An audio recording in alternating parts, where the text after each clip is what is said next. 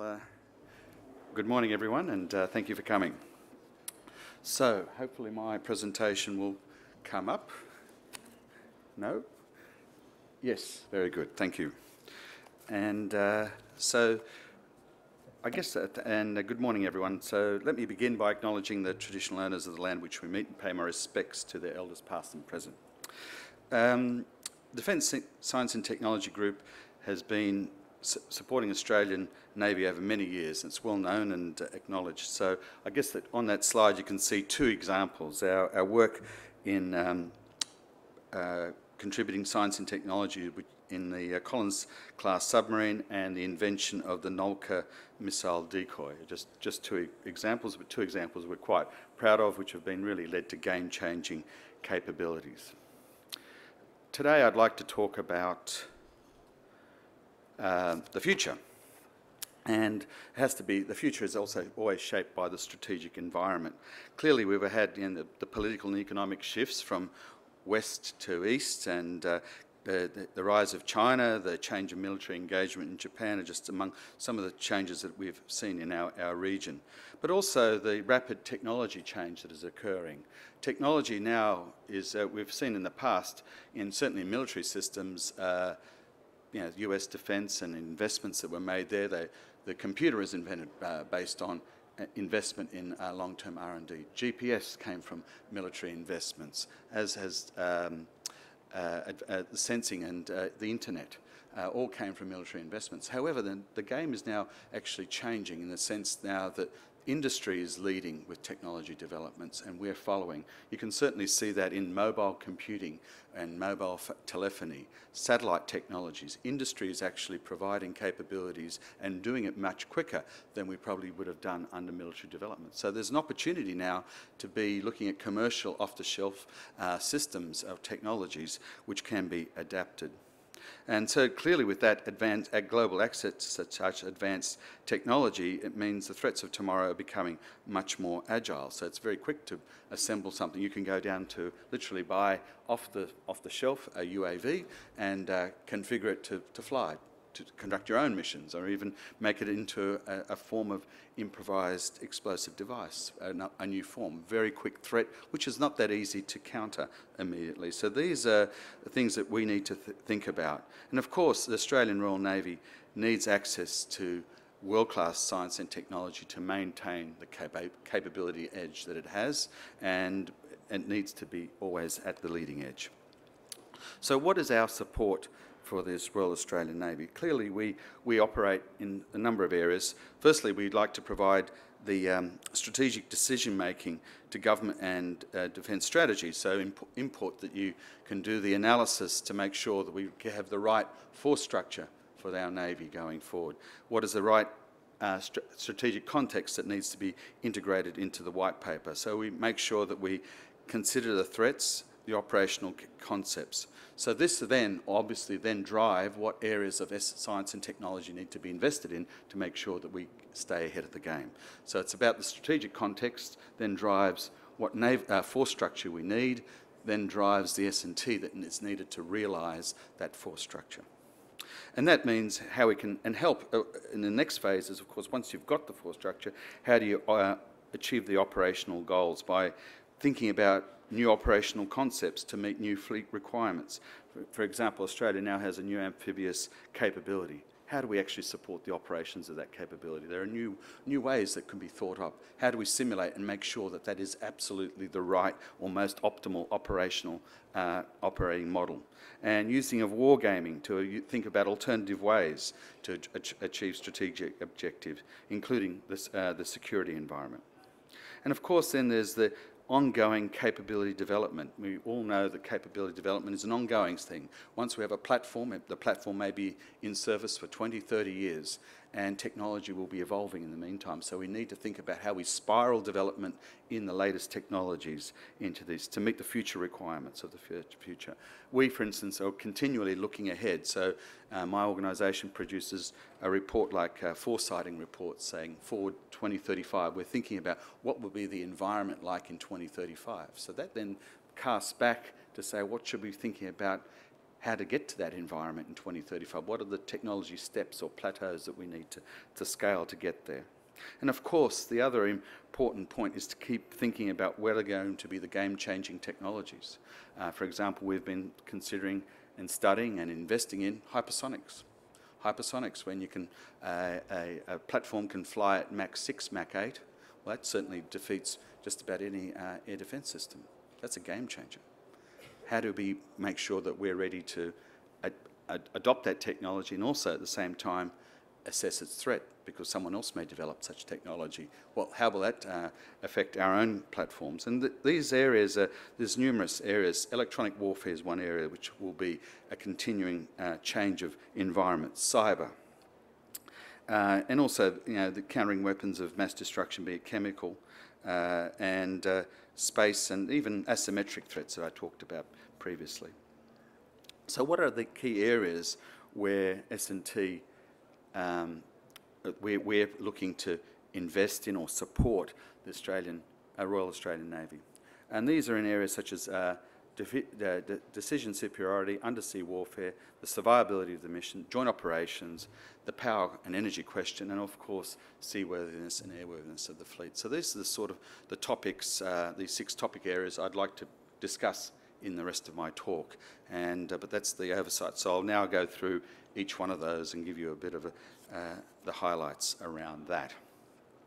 So what is the purpose of defence superiority? Well, decision superiority. And that's about being able to make the informed and accurate decisions in real time. And that's critical to successful maritime engagement. But we all know that the decision cycle is rapidly shortening. And we've got the challenge, the information systems that we rely on are becoming exposed to degradation or attack. In fact, when we think about it, increasingly, all our information systems will be dependent on cyber. So if someone was to interfere with our systems, we could very easily get our superiority decision-making of integrating all this information or the dependence on it actually makes you vulnerable. So the cyber threats will be game-changing. And so we must understand them, actually how to use those cyber technologies ourselves, but also be aware of how our own situation can change. So it's this cyber has become a game changer in terms of enhancing our own capabilities and being able to integrate many sources of information to get a better situational awareness, but it also creates a vulnerability. But also this information integration and expected interoperability makes it an opportunity and a challenge. And ultimately, it's all about getting the right information to the right person in the right time frame to make the right decision. That's what we're seeking to do. So what are the technologies that need to go with this? So what are we looking to do in my organisation to support a decision superiority? So certainly we're now looking at advanced computing, optical and quantum computing. These technologies are probably on that 10 to 20 year horizon. So certainly in the 2020s we expect to see quantum computing coming of age. Now quantum computing is a game changer potentially, certainly from the cryptographic point of views, they can be able to defeat most systems. Although we can now develop new systems which we're anticipating quantum computing, we're already working on algorithms which aren't prone to this type of reverse engineering or cracking of the codes. So that's important. However, quantum computing does offer the very high potential to do a lot of calculations in short times or solve complex problems. So basically you may have computers which are very advanced but in very small footprints, so which means you can do a lot more onboard computing on a platform. Opens up a whole new paradigm in terms of being able to run things. And of course because of the cyber threat, we need to think about how to protect ourselves or harden our systems against cyber and EW attacks. Particularly, we all have greater reliance on SATCOM. If SATCOM was disrupted, it would actually make the operations much more difficult. And we need to think about these things and anticipate these things. So that means we need to have dynamic communication networks that can reconfigure themselves. Maybe a radar can become a communication system and be able to communicate at shorter distances to other platforms who could then actually pass on the information. These are sort of things that are possible, and we need to be thinking about these things. And ultimately, with the rise of machines and big data, we need to be able to sort through the data. You cannot really rely on a single operator just integrating all the information on their screen. They will have information overload. So we are looking to see that smart networks or smart machines doing the data processing and then filtering out the 80% of the data which is clearly not of relevance or importance in this context, and only presenting the data that's actually relevant to the operator at that particular time. So that requires machines to be able to reason about the task that's required, the threats, and what's required in that context. So it's machine intelligence.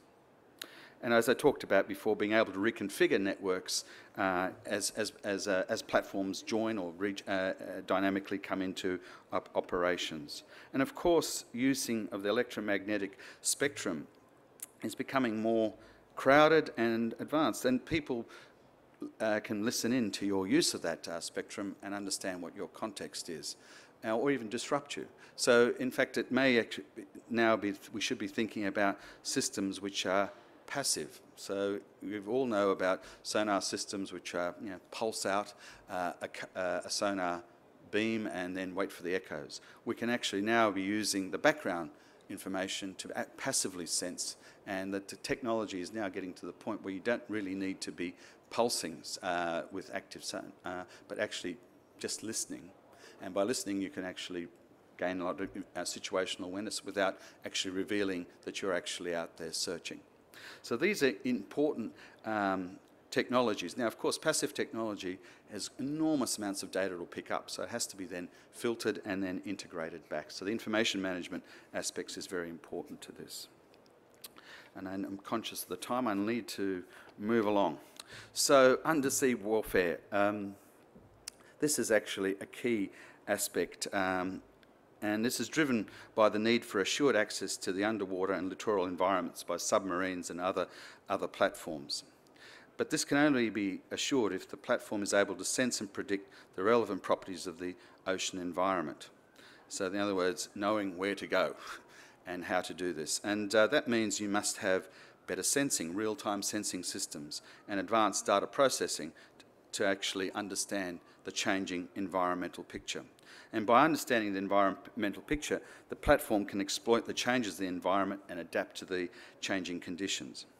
For example, the knowledge of change in duct height will enable a submarine to exploit this and hide and move as the duct changes. So this ability to detect threat requires another group of advanced sensors that provide high-resolution picture of the threat system. The display you see here is actually an interesting one in the sense that there's a laser on this. No. It's an overlay of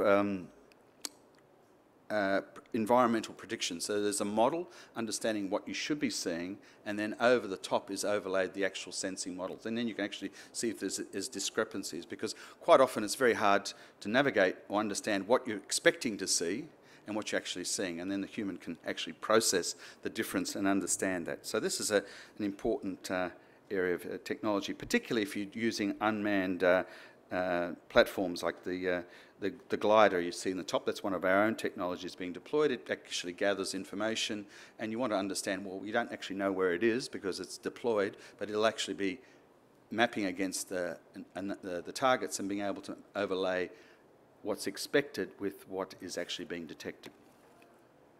And moving along. So one of the areas that we've obviously are interested in undersea warfare is the development of long-range sensors which can detect, classify, locate and track threat submarines.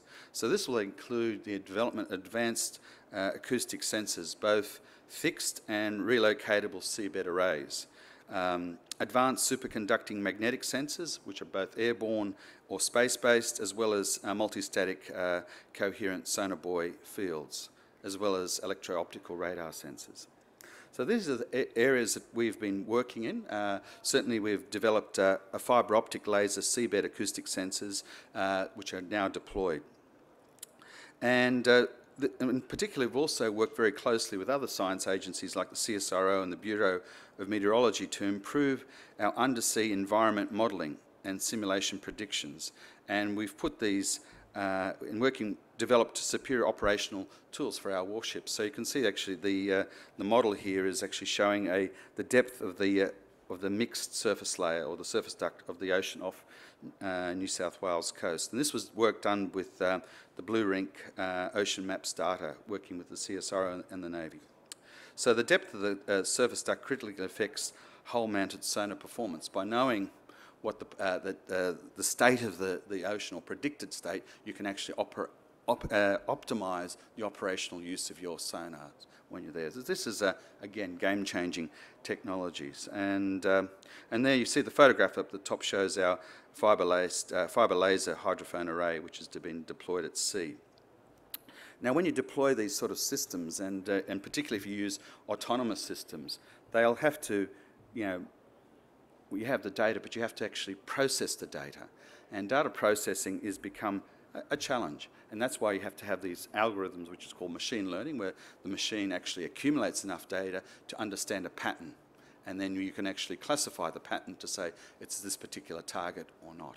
And rather than rely on humans doing this, because the data now, we are moved into a big data world, which is providing data that operators cannot process, so we really require machines and robots and cognitive learning to occur. And of course then fusing multiple sensors. If you get data from one particular acoustic array, say sitting on the seabed, plus other data from a submarine, how do you actually integrate that information? And what we're seeing is, rather than the platforms sitting on their own, being able to share the data about undersea warfare situations to get a better situational analysis. Moving on, mission survivability. So, of course, this is important in a threat environment, particularly when the threat environment is evolving. And so this will require, obviously, evolution of advanced threats require new technologies. You could imagine that advanced threat, could be something like swarming technologies, multiple UAVs or multiple surface vehicles, based vessels going at a target. That can actually change the game considerably. So we need to be thinking about how do you counter these sort of things and develop improved weapon systems. And of course, one of the other important points is recovery from damage, or recovery of platforms after damage. So platform self-defense and self-protection is quite an important area, and these are areas that we are investigating new technologies. And firstly, from the protection, low observables. So making sure that with right material science and design of vessels or platforms, you can actually have a low observability. And of course, other people are doing the same thing. So how do you actually counter other people's low observables and still be able to observe them? So you need better sensing technologies. And of course, the high-speed threat detection, which is now emerging and will continue. That means we need better advanced weapon systems, and also electromagnetic technologies potentially. For instance, for swarming technologies with multiple USVs coming, you could actually use electromagnetic pulse, and we've investigated that. Quite possible and deployable. And of course,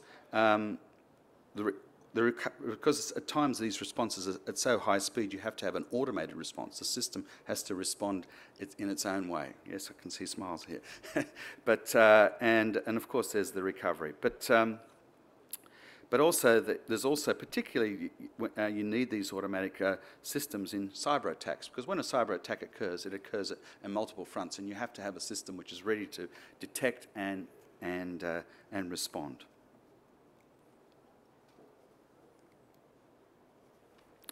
One of the other areas that's clearly for the Australian Defence Force is joint and combined operations.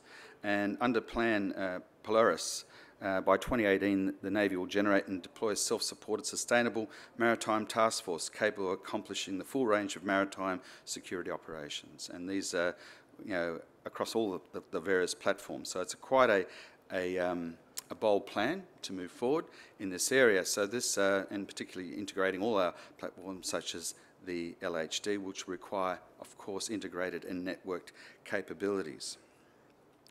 And we've been looking at how to develop tools to allow air warfare coverage zones. And in fact, you can see there from 2 of our FFGs. All right, moving on. What are we doing here? So our work is, again, improving operations research analysis to truly understand all the varieties of operations that could occur, understanding the modelling tactics, the wargaming these, and then following this up with hard experimentation and field trials to understand whether these are the right tactics, the right areas, and right ways to conduct joint operations. And then thinking about, when you have these joint operations, how do you integrate unmanned and autonomous systems into these? How do they play into the whole concept? And maybe there are other parts of the task force which will not actually be controlling the unmanned platform, but will need access to that data or understand the context in which it's operating. So it becomes quite complicated. And of course, then there's the information that comes off all these various platforms. How do you share it and analyse it and fuse it, and then ultimately guide decision making?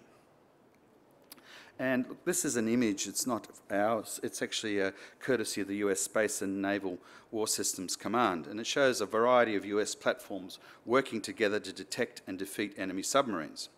Now, Australia is in the process of procuring many of the platforms that are shown in this image, for example, the P-8 Poseidon and the MH-60R. And these are, you can see these platforms are performing the anti-submarine warfare role. Now, the question is, for Australia, is how do these systems fit into our Navy, Army and Air Force platforms and operations? What is our picture? We don't have one yet. And so we're putting people onto our operational analysis experts who've used their in-depth knowledge of individual platforms to help determine how we'll operate our platforms and systems to meet our own unique operational requirements. And our teams are now working on our combined Air Force and Navy anti-submarine warfare picture. So that's the next stage. We should be working towards this, and that's one of our goals of our work. Now, power and energy. Clearly, this is a key enabler, and without it, you can't do things. But it's also a key. It's a limiter. It's insufficient power. It limits the range of, say, UAVs. Or other autonomous platforms. And it also has many aspects, impacts of a platform, such as its speed, as I said, its endurance, its signatures, weight, stability, use of advanced weapon systems, such as directed energy or phased array radars. These are very power-hungry types of technologies. And of course, then there's the reliability that goes with the power and energy systems, and the maintenance and through-life costs. All very important. So, and we need to also think about how we can make these systems increasingly more portable, and also and thinking about how we can store energy. These are key challenges. So what are we doing in this area? So we are looking at more energy efficient technologies. In fact, here at this conference yesterday, we launched a joint project with Siemens and QUT on developing high temperature superconducting technologies, which will essentially halve the weight of power distribution systems, and also at the same time increase the amperage or the current that can be handled by such systems. This is the future. And of course, we have to think about how to harvest new commercial technologies which are coming out in energy management. As I said earlier, the commercial sector is moving in leaps and bounds in the power and energy management areas. And of course, thermal management. These are important things, how to minimise that, but also thinking about thermal systems. How can you harvest energy from a thermal system? And there are now potentials now with new technologies which actually potentially harvest up to 20% of the waste energy that's coming out of a thermal system. Fantastic work. And of course, thinking about hybrid power systems using renewables, fuel cells, biofuels. And of course, we want power for new weapons technologies, such as railguns. I mean, they can fire projectiles at speeds of Mach 5 or higher. And in the US, the US Navy actually demonstrated its electromagnetic railgun. And it was moving, the projectile moved at Mach 7, hitting targets 175 kilometres away, but enormous consumer of energy. And so how do you power such a thing and be able to, it's great to have such a technology, but you've got to think about how to keep it moving. Moving along, I'm just conscious of the time. Seaworthiness and airworthiness of the fleet. These are very operationally important for a maritime capability to deliver the operational outcomes. So you have to be obviously seaworthy and airworthy, but it's also you have to think about the safety of the platform, the crew, and these days increasingly environmental protection is a requirement. And we have to address, obviously this has to all be done in an affordable way. So what are we sort of doing in these areas? Clearly, structural integrity and service life extension. This is something the Australian Defence Force does quite often. We work on our platforms to extend their lives. One of the things we've become very interested in, and we've been instrumenting our platforms such as the Armidale class patrol boats, 2 of them, with sensors to monitor the hull and the stress on the hull to understand when maintenance is to be done or how to actually preserve and make sure that because ultimately when the hull is fatigued, that's it. That's the end of the. It's pretty hard to do life extension on a fatigued hull. So understanding the state of the hull, then it means you can start to do what we call condition-based maintenance rather than service-based or time-based maintenance and repairs. So these are important methodologies and techniques that we've been looking at. And in fact, we are now developing these modelling and simulation tools that accurately modelling as designed, as built, as repaired, and as deteriorated structures. So you can actually maintain, get a whole throughput on the whole system. And that will actually allow you to guarantee or better manage seaworthiness and, of course, airworthiness as well. And, of course, it's the human-machine interface and people in the loop are maintaining these areas. Operator fatigue. We've done a lot of studies into sleep, and you probably may have seen something in the last week about caffeine and keeping you alert in tasks. And of course, you have to do all these type of work in an environmentally acceptable way. I mean, the compliance requires compliant emissions from propulsion systems and materials, such as paint and biofouling coats. Now, although much of this technology exists and is used on naval platforms, we still see an increased environmental legislation will drive technology to develop new solutions. And of course, as I said before, it's going to be a big data problem in this area because if you imagine that every ship is instrumented with sensors to actually understand its true condition, what do you do with that data? You've got to actually ship it back to where it can be analysed and then decide when parts need to be changed or serviced appropriately. Now, to do all this type of work for you in the Navy, you really need science and technology, which is really world-class. And I've got to say, we've recently had some reviews of the DST group, and you do have world-class capabilities, some of it the best in the world. Certainly our Undersea Warfare non-acoustic signature work is world-class, the best of breed. So we are trying to focus on where we have unique domain knowledge, and we've actually do this work in a way where we retain the sovereign capability for our nation, because it can't be provided by other countries or gives us a technical edge, such as signature management. You wouldn't want to get anyone else to do that for you. Okay, so, and to do this, we still need partnerships with universities and industry, and this week here at Sea Power Conference, we've been celebrating some of our alliances with industry, and it's all about building capacity, and we certainly also leverage the 5 Eyes for us in cooperation to share the burden in sharing facilities. We operate some facilities that other 5 Eyes don't have and vice versa. So it allows us not to duplicate on infrastructure, but allows us to leverage infrastructure and be able to drive us forward. So I'm about to wrap up. So thank you. And look, I think that you'll see that the future Navy will be technology driven. And these new technologies will give us new platforms and new systems and new ways of thinking about how to conduct the work. So thank you very much. I'm over time, so I'll wrap it up there. Thank you very much.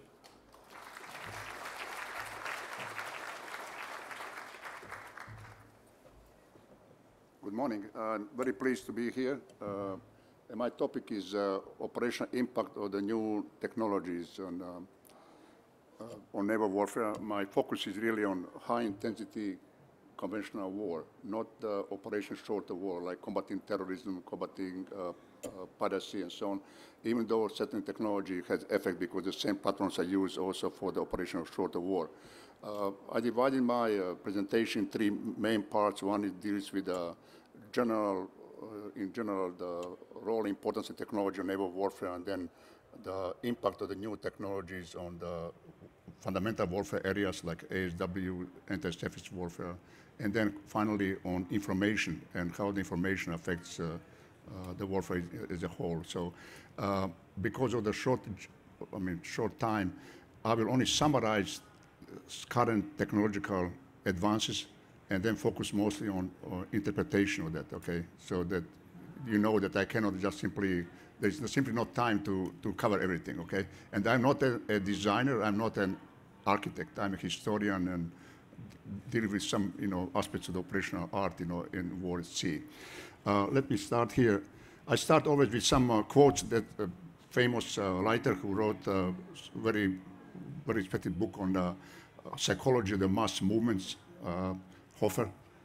And I don't agree completely with that because we need to think about future technologies impact because that has a major impact on writing the doctrine and also development naval theory. Okay, so we professionals, we cannot simply, and I will not call this obsession, it is a necessity, okay? And then I think I will agree with Admiral Mahan that all what we can do is really provide some general statements, because really nobody knows what future will bring. I would only say that in terms of technologies, probably task is easier because many things are already firmly, trend is known, and many things which are already either under the development or drawing boards, we already know. And I would say also that we cannot, certainly we have to avoid most optimistic predictions and avoid most pessimistic.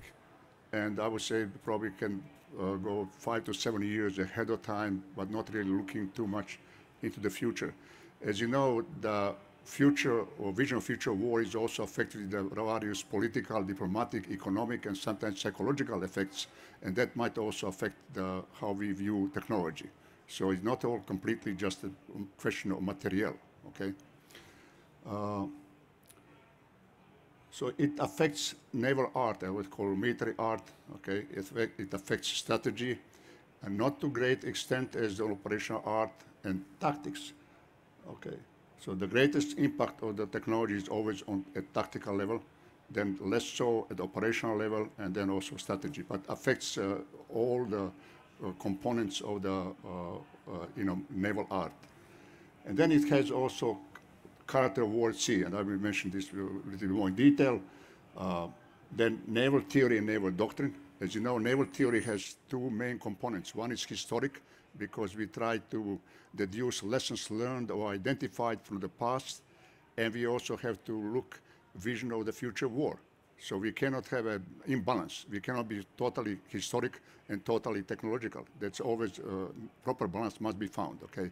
The same thing when you write an operational level doctrine, it must include always future vision of the war, because that also affects the force planning, in which way, what Navy you want to see, what composition, things like that, okay?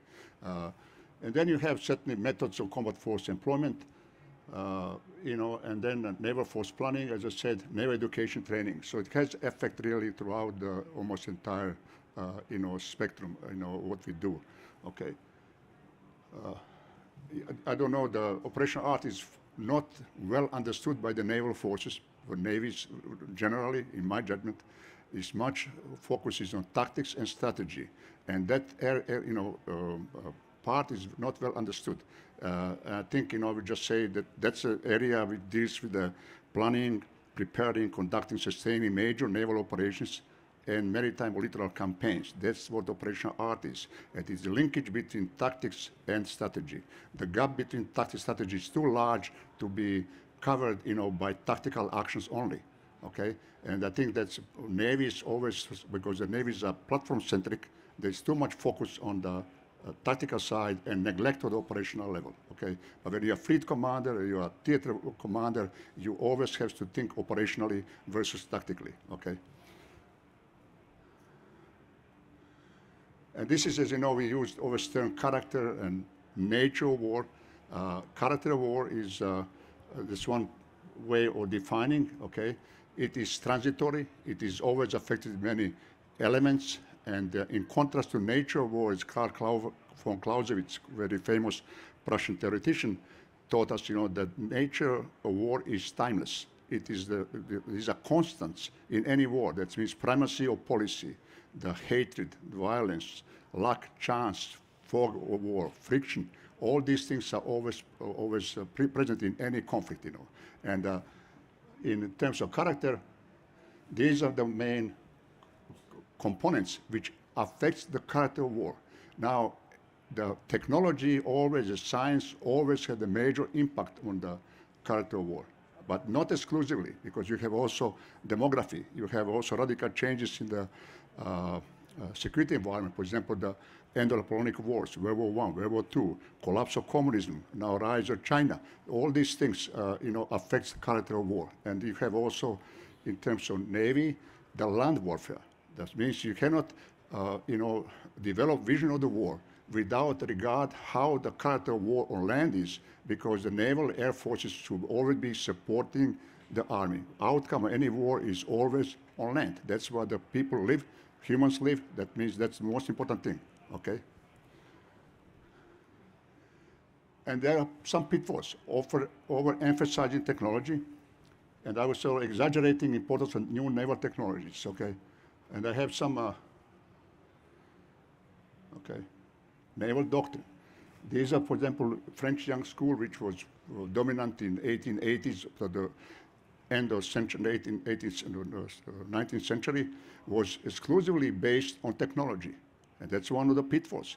The network-centric warfare, FX-based planning, is all based on technology. I think that's a basic flaw of all these new theories, and we have to be careful not to emphasize or overemphasize the technology in developing new doctrines. And then, I think that because of the overemphasis in technology, too much focus is on tactics or weapons, systems, sensors, platforms, and neglect of the combined arms tactics. That means the surface forces, submarines, air, and also branches of combat arms or other services, And then also the neglect of tactical versus operational thinking. And I would say also neglect of the human factor. I'm not singling out any Navy, but there is a tendency to somehow overemphasize, and in that, even though we know all of that, we are humans, we should never neglect that, the technology is a servant. It is not a master. Okay, I think that's sometimes very often forgotten. Okay, so if you read the history, the advent of mines, torpedoes, aircraft, submarines always went to, lend to exaggerations. Okay, that doesn't mean that these events were not revolutionary and radical changes, but they were not as proponents thought that this is the end of the, warfare as we knew it. Okay. So whenever we develop something, we have to be very careful that not all advances are revolutionary. When you look history of the naval warfare, there were very few advances like advent of steam, the internal combustion engine, wireless radio, things like that. But then most of the were evolutionary. And the new quality was actually brought by proper integration of the existing technologies. One great example is Dreadnought in 1906. Which overnight made all the battleships obsolete. But none of these technologies were new. They were all existing, but they were properly integrated, And today we have information technologies which are also a result of steady evolution and not relatively very few radical changes, That's the reason I have a problem with this term of disruptive technologies and things like that, okay? And then we have, in the heyday of the transformation of the United States and also elsewhere, there was a great emphasis given that information can replace the numbers, that information is such a powerful new factor that we can safely reduce the size of the fleet and things like that. I think these are things, in my judgment, wrong, because you cannot be at two places at the same time. You still need certain numbers. And going down, in the size of fleet has many negative effects, And I think we have also, unmanned vehicles. If you all know, I'm not saying that unmanned vehicles are not necessary, that certainly we should develop them, but we should be careful not to overemphasize the use of, the unmanned vehicles as a replacement for everything what we know today. Okay, so I'm trying somehow to be not to be, somehow be more skeptical than to be too over enthusiastic about these things. Okay, and this is, I know what it is. I want to explain the difference between tactical impact and operational impact. When I wrote this paper, really I cannot go straight to the operational impact. I had to think about tactical impact, means how that affects the employment of the single combat arms, the single platforms, and then go to how that affects the employment of the combined arms, two or more combat arms, in warfare at sea. So that's a difference between operational and tactical. And I think, unfortunately, we have too much emphasis on tactical impact of the new technologies versus operational. But we need both, as you know. Tactics is basis everything. If you are not a good tactician, you cannot possibly be a good operational artist. Okay, so I'm not claiming everything is strategy, operational art, and tactics you can just neglect. No, tactics is foundational everything. Okay, so I have only summaries of the various strengths. You all know these things, okay? And I will just comment here, I agree with Admiral Mahan. This trend, toward multi-mission ships has many advantages, but has many disadvantages. I would argue that you increase efficiency by having multi-mission platforms, but you also probably lose a lot of military effectiveness. There is a difference between effectiveness and efficiency, okay?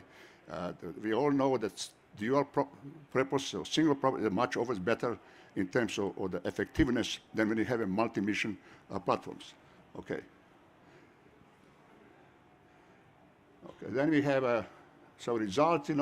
We have especially in big navies, highly capable, small, large platforms. But when you put large platforms, a lot of your combat potential is in these platforms. So if you lose them, you lose big part of your potential. So there is a downside to that.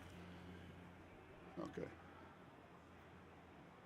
And I think that's operational impact. There are some negative things, okay? Okay. And I think that's what is forgotten, that in the war at sea, when you have to fight for sea control, and obtaining sea control, you need much larger, much more powerful platforms.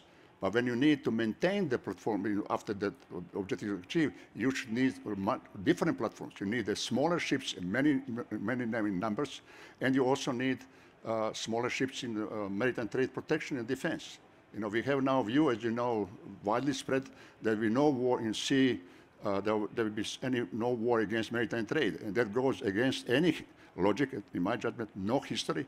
There is no any war or protracted war in history where national interests were at stake. There was no war against maritime trade. And this fact that we are now globalized, that we are so interconnected, that was the case in 1914.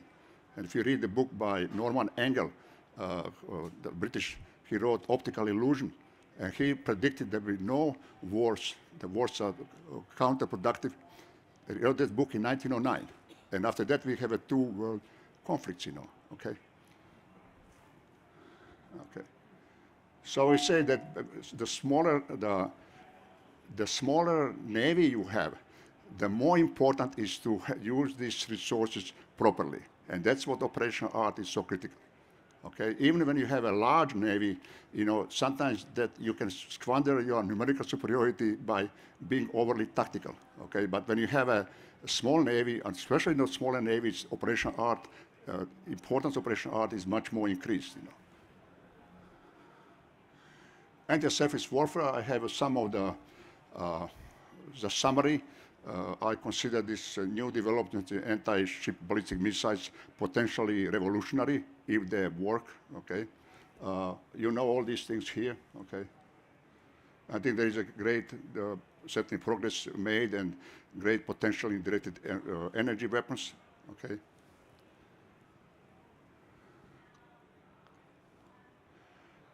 And this, I think, the problem of the ASBM, I think probably countered by the offensive information warfare, the ballistic missile defense.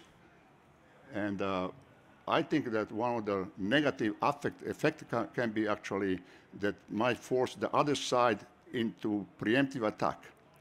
Okay, so that's also downside of these new developments, you know, for the side which is developing SBM. Okay, these are not just, you know, things without any consequence, you know.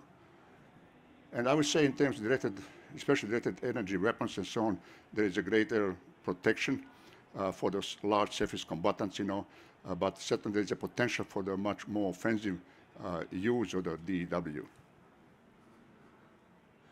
And I think that in terms of methods of combat force employment, strikes will probably emerge as much more important than naval battles. Probably naval battles are think of the past. That's in my view, okay? As a result of all these new developments in terms of missiles, you know, and the heavyweight torpedoes and so on, okay? Because, you know, when you look at methods of combat force employment, naval tactical actions, major operation campaigns, they are all result of long historical evolution. And the major impact on the methods always had technology, okay? Anti-submarine warfare, these are some of the summaries of the new developments. I will not read them, okay?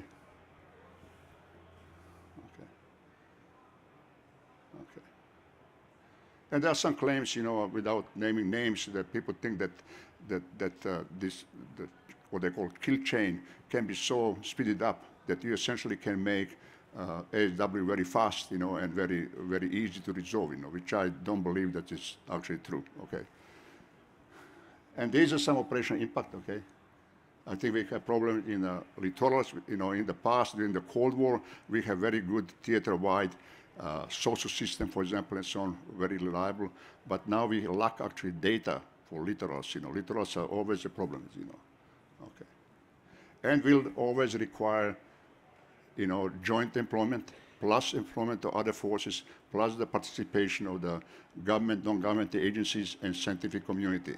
And I would say the ASW will still remain as attrition warfare, force-on-force warfare. There will be no, how I see it, you know, any major, short or maybe some breakthrough in non-acoustic detection, okay?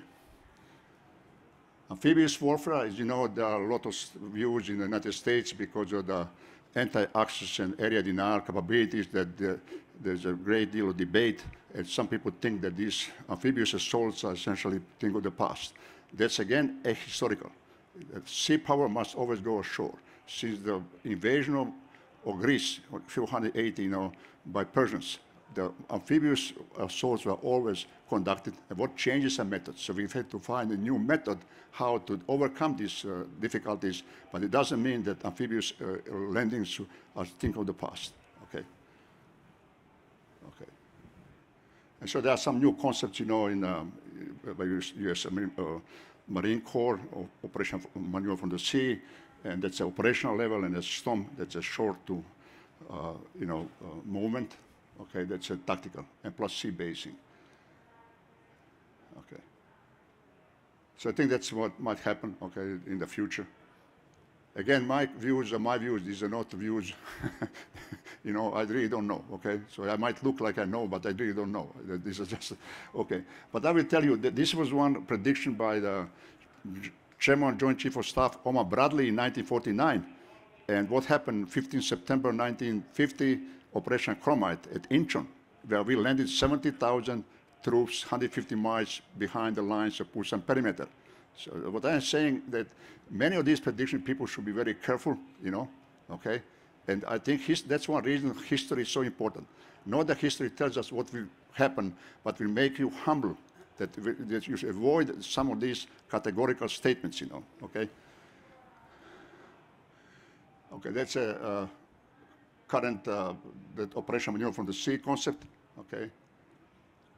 And problem is, you know, is how to overcome the beach defenses, you know. Mine warfare, okay. So these are some of the advantages, you know. I cannot fit them all on one slide. Okay, there are many, okay.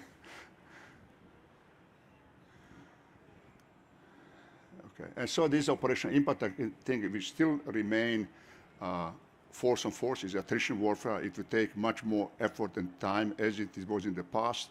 We still have a problem of the defeating mines in the between 0 and 10 meters, you know, okay? And I think that I'm not against organic MCM, but you really should have all these triads, you know, surface mine MCM or MCM vessels, the underwater MCM, and the airborne all together. There should not be really sacrificing one over the other, okay? And I think that's also too tactical view of the MCM. It should be operational view. That means the theater-wide mine countermeasures. And I would also argue that probably the best way to defeat new mines is to conduct offensive MCM. That means destroying the mine production facility, research facilities, and so on. And you need for that very good intelligence, as you know. Okay. Okay. As I always say, it should not be an overuse and over-reliance. Again, this is not a call. We don't need unmanned vehicles. Always true, you know, no one or nothing, no technology can replace human brain, the judgment, and the experience. Machine is as smart as you program. Okay.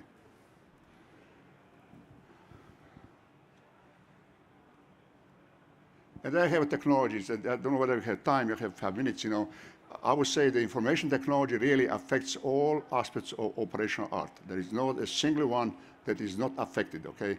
And I'm not saying that you know, that information warfare is not something new. It is new, even though all wars were fought for information. But it's the new quality today, and nobody, you know, I think what I always argue, we should not overemphasize things and going too much into extreme, you know. In terms of these are some of the possible developments in the next 10, 20 years, you know, that's based on US views. I don't know how accurate, I have no knowledge or certainly internal knowledge or anything, okay?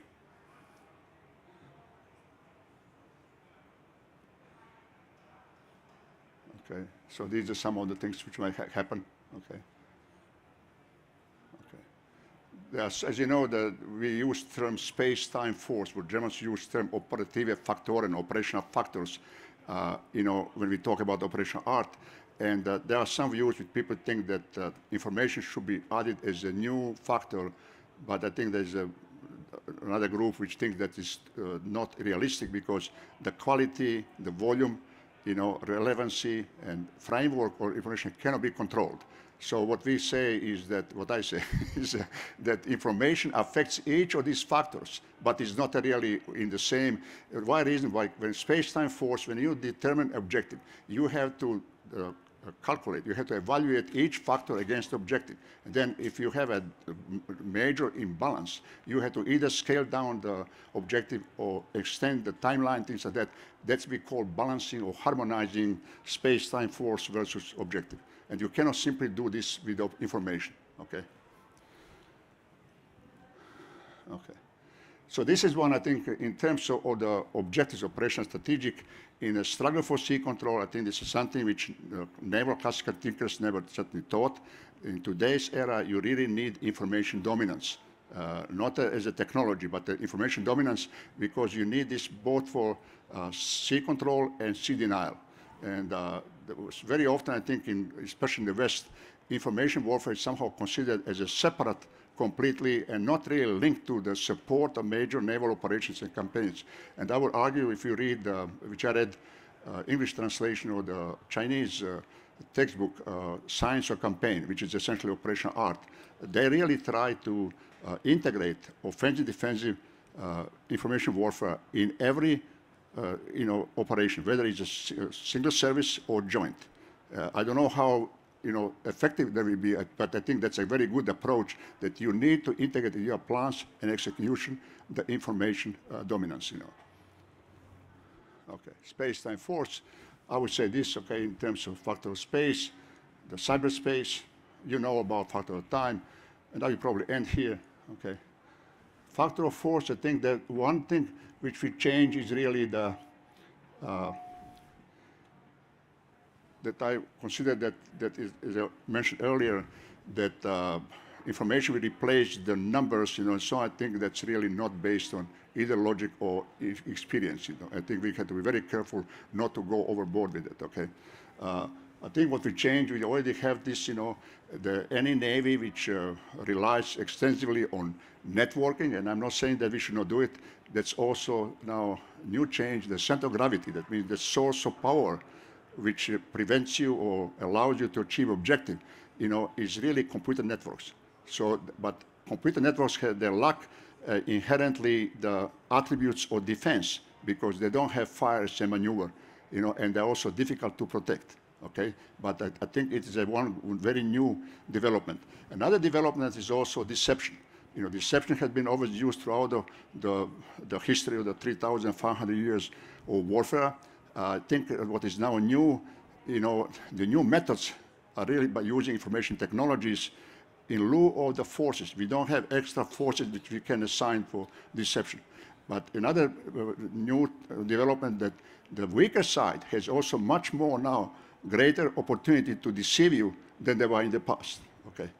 So I will end here because I run out of time, okay? Okay, but the information really that has effects on, I didn't really know with every aspect of the operational art. There is no one single one that is not affected, Okay, so I'm done, okay, thanks.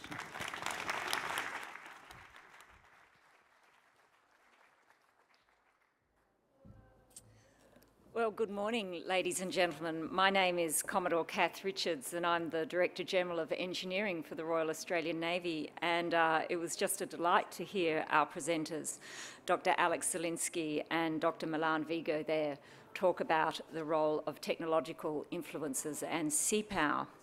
But now, ladies and gentlemen, it's your turn. So could I ask you, please, if you have a question, to raise your hand, and that will give time for our team to come over and identify you. And then if you could tell us what your name is and the organisation that you work with. Let's have those questions now for our panel. So, over to you. Don't be shy. Yes, over in the corner here, please.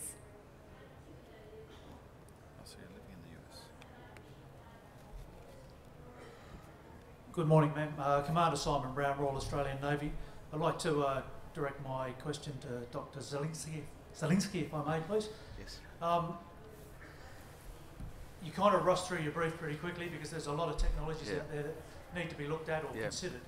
I was just wondering if there's actually a process or a trigger or something that we need to consider when looking at the vast number of technologies that are coming basically onto the market every day, so that we don't miss something or spend lots of dollars running down a rabbit hole because it looked good at the time. Okay, that's a good question. So I think the question is for any program. We're certainly in the maritime space. We've now developed a maritime S&T plan, which is kind of taking the view of what are the driving forces that we need to consider, but also understanding the operational and strategic needs of the Navy. So it's actually done at a 2-star, 3-star level, and as well as also at any particular time we're also engaging with the Navy to ask what are your problems, what are your challenges to day, and out of that we construct probably a portfolio of projects which have got 3 horizons. Something you're going to deliver in the next 12 to 18 months, something which is on a say 2 to 3 year horizon, and other things which are on a 5+. And what we need to do is you review the portfolio every year. So, and then you just move it around. So it's no different to if I said to you, like, how do you manage a property portfolio?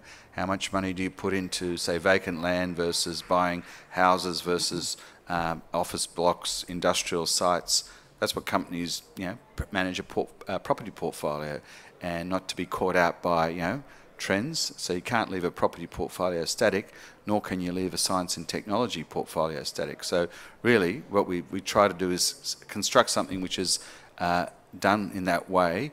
You continually also do emerging technology scanning to actually see that what's happening. Also, run workshops with your, with the Navy, and just think about what are the operational needs. They're continually doing that.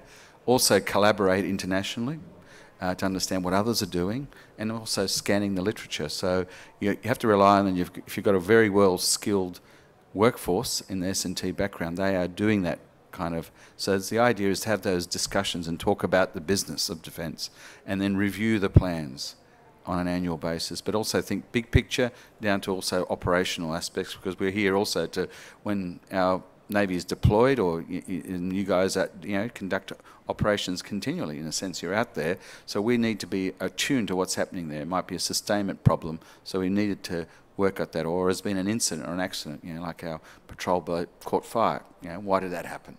And we have to be ready there to understand those lessons. So it's a complex situation, but it has to be dynamically managed. I hope that addresses your issue. Thank you so much, and good question there, Simon. Well done. Yes, over in the far corner.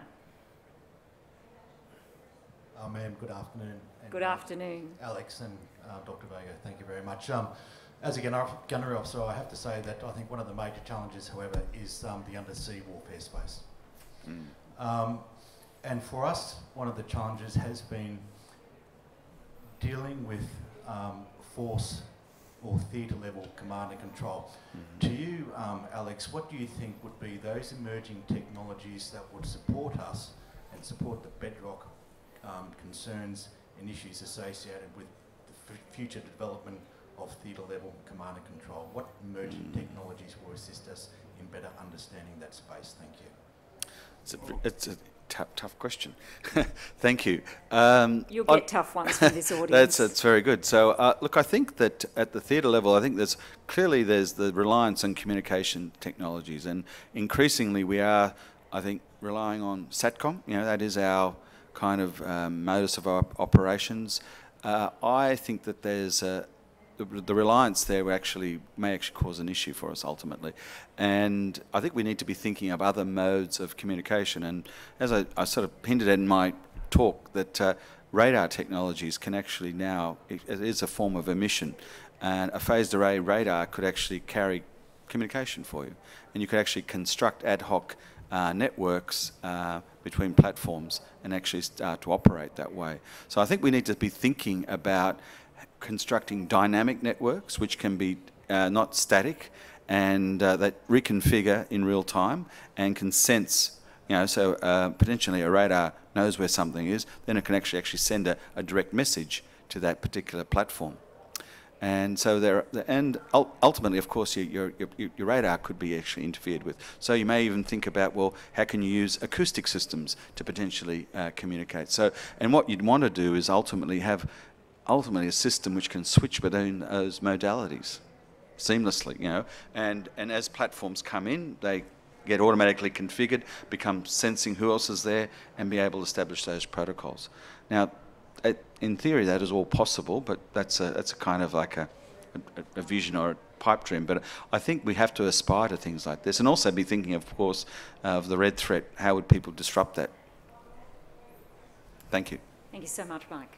Yes, sir. Good morning. My name is Shishir Upadhyay. I'm from ANCOS, and I have a question for Dr. Milan Vego.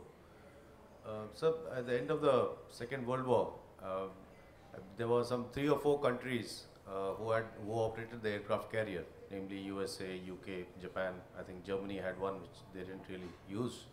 So overall, there were about over 100 aircraft carriers. And today, in the 21st century, we find that there are nearly 9 or 10 states which have aircraft carriers, although the number of total aircraft carriers is about 20. And they also talk of UAE and Saudi Arab being interested in buying an aircraft carrier. So what are your thoughts on how it's going to change naval warfare, the acquisition of big platforms? Plus also there are LPDs which are capable of launching aircraft. Japan is operating such ships. Mm-hmm. So how do you think the induction of such big platforms with so many navies is going to change naval warfare? Okay, thanks. You know, I think that's a good question. You know, certainly we have a much smaller number, but in terms of their, you know, combat potential, they're much certainly more effective. I think problems are in using carrier today in some areas, like South China Sea or Strait of Hormuz, for example, but not in all areas. And I'm not the one who say that carriers are not necessary. You know, the carriers, as long as you have a land-based manned aircraft, you will always need a sea, you know, platform too. You know, I think problem is with the, you know, again we are, you know, there is always problem now in today, you know, to find a balance between efficiency and effectiveness. So we have a bigger carrier, 105,000 tons, for example, and I would argue that we probably need to distribute combat potential and having some smaller carriers which are actually more you know, I think suitable for some other operations short of the, you know, full-scale war, whatever, okay? And I think we also have certain lack of the balance in terms of nuclear power submarines and SSKs.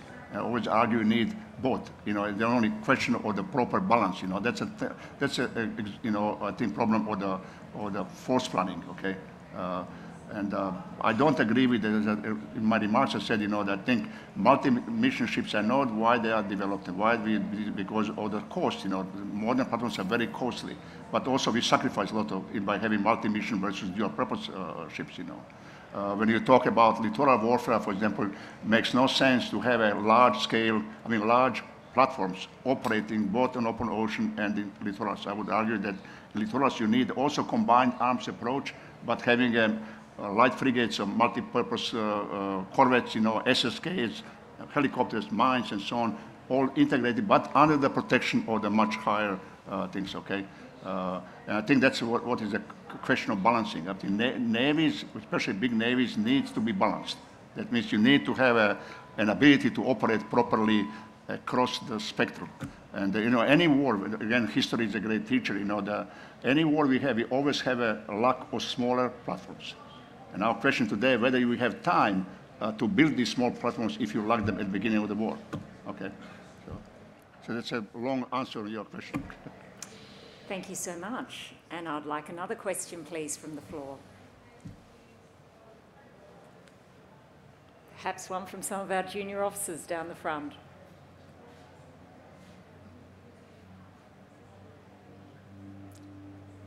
Oh, well done. Though not too junior.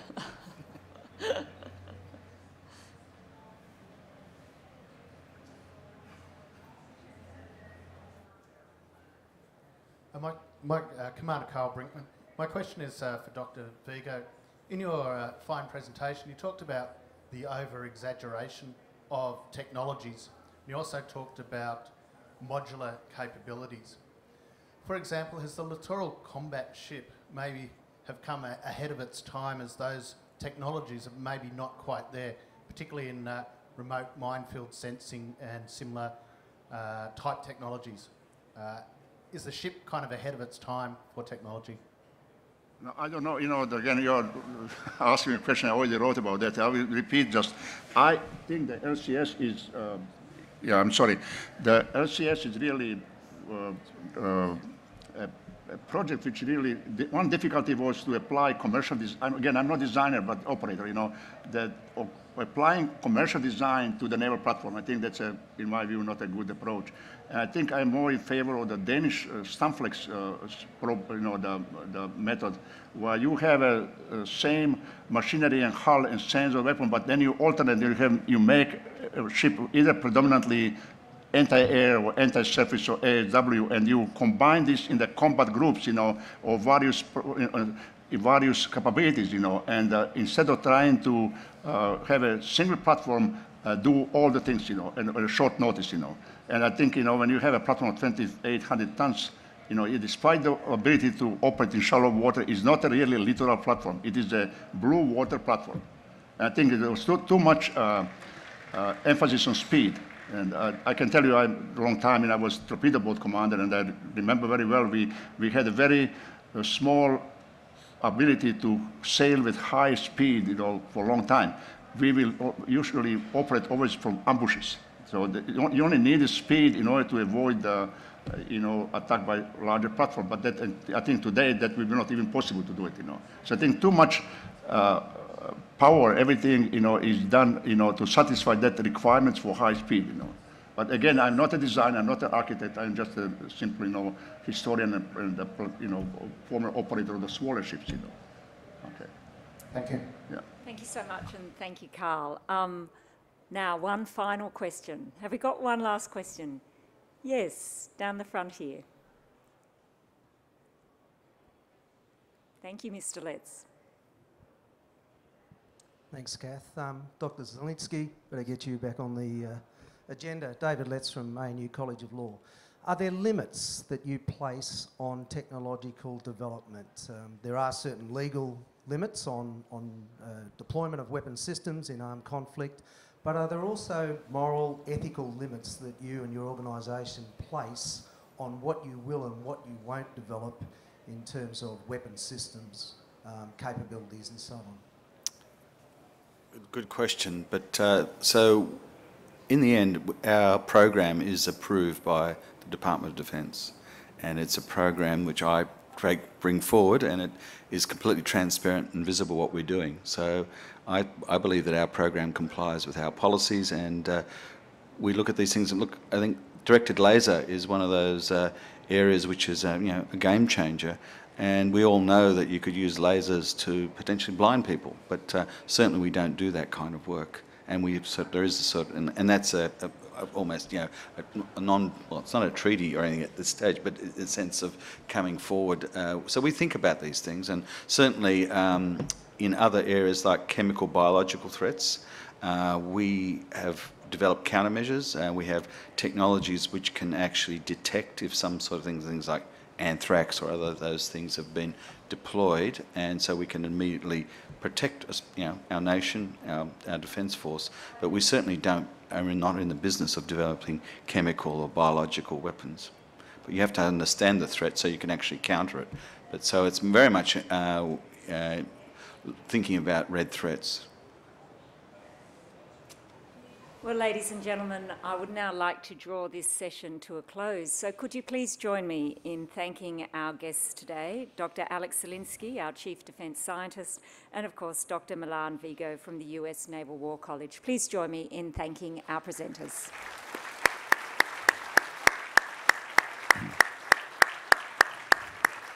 Ladies and gentlemen, that concludes session 4. Please enjoy your lunch, and please return here for transnational threats and be seated not later than 13:45.